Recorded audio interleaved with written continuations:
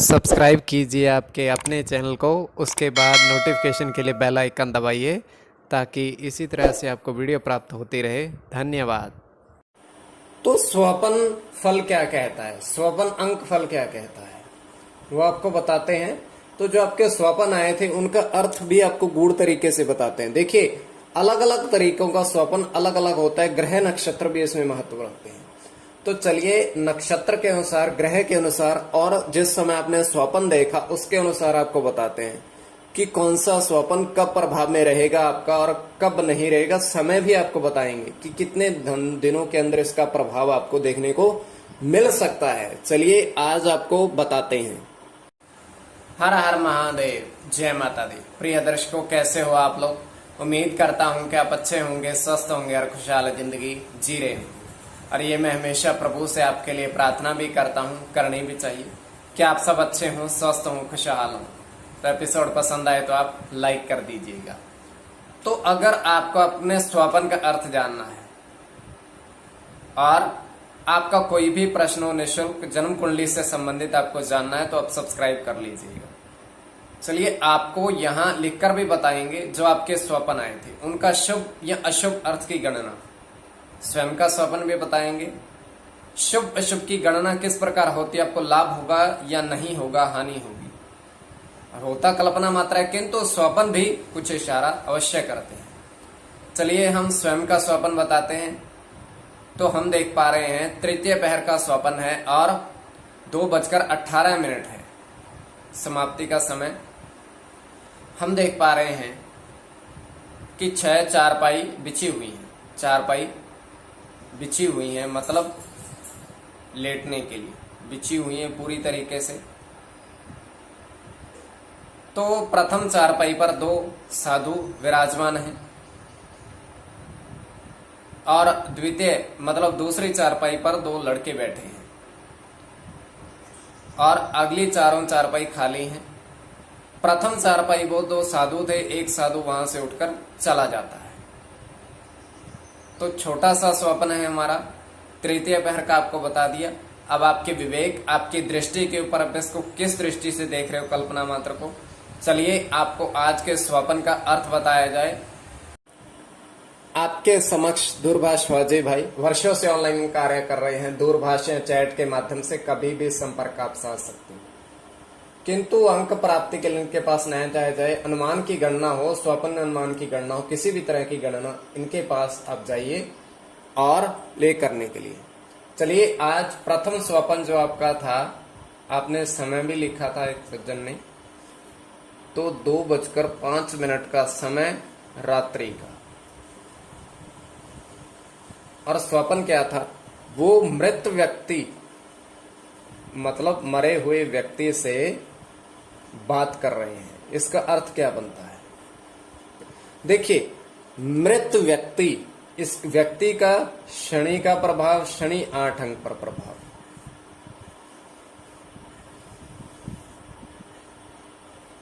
और मृत, अब मृत मर चुका और शनि मोक्ष के द्वार, मोक्ष इनके हाथ में है। तो शनि से आयु का भी विचार किया जाता है। तो इसका अर्थ ये है कि इच्छा पूर्ण आपकी होने वाली है, इच्छा पूर्ण स्वप्न। तो आपकी स्वप्न तृतीय पहर का है, इच्छा पूरी स्वप्न, मतलब आने वाले समय में स्वप्न संकेत देता है कि ये शुभ स्वप्न है आपके लिए। तो द्वितीय स्वप्न जो आपने हमें बताया था कि हमें स्वप्न में एक साधु महात्मा ने 5 रुपए का सिक्का, 2 रुपए का सिक्का और 10 रुपए का सिक्का दिया। अब देखिए, 5 रुपए का सिक्का, 2 रुपए का सिक्का, 10 रुपए का सिक्का, एक साधु महात्मा, इस केतु का अर्थ सत्य, मतलब इनका दिखना शुभ संकेत है, क्योंकि आपको उन्होंने धन दिया है। स्वपन में, और इसका अर्थ शुभ ही बनता है और अंकफल ये बनता है।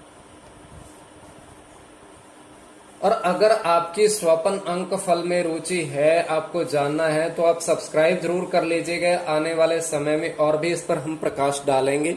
होता कल्पना मात्र है, किंतु आपकी दृष्टि आपके विवेक के ऊपर होता है। आप इस कल्पना को किस दृष्टि से देख रहे हैं। अब तृतीय जो आपका स्वपन आपने हमें बताया था,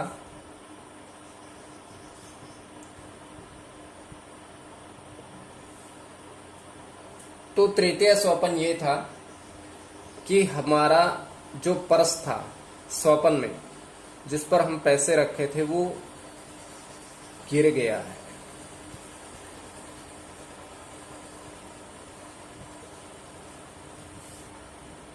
पर्स गिर गया है।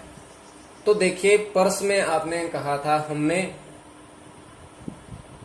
136 रुपए थे, वो पर्स गिर गया है। मतलब धन का खोना, मतलब धन का आपके पास से जाना, ये अशुभ संकेत होता है, क्योंकि आपका धन कहीं गिर गया है और ये स्वप्न आपके लिए बड़ा अशुभ है, क्योंकि धन आपके पास से चला गया है। तो चलिए एक स्वप्न और था, वो भी आपको जाते जाते बताते जाएं।